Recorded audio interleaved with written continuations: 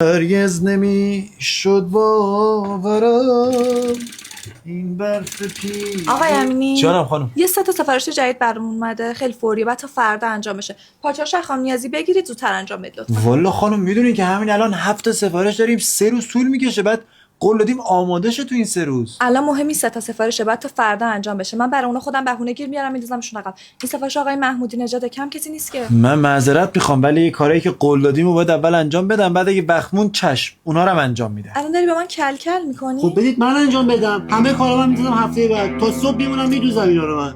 آفرین، از رسولی یاد بگیر. فکر کردی اینجا مثل تو فیلماس قهرمان بازی در میاری با وجدان باشی؟ همین محمودی نژاد نون 4 تا مثل تو رو میده. نه والا خانم، ما بچگی این مدلی زندگی کردیم. شما زیاد قصه نخورم، میشه بس شماها یه رسولی است که کارتون رو راه بندازید. یه کم دیگه بلبل زبونی کنی بعد دنبال کار بگردی. حالا هم که اینجوری شد این 3 تا کارو شما تا فردا صبح تحویل میدی، وگرنه تشریف میاری تصفیه.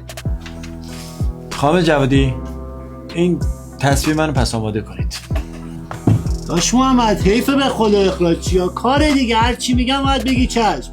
منم به خدا دلم نمیاد اخراج چی و میموندی حقوقت بیشتر میشد، رئیس میشدی دیگه داداش. توت میبینم که رئیس چی؟ خیلی خوب بردیم. جان هیچ، با رفتن من حقوق تو هم زیاد میشه، خیلی هم ناراحت نباش.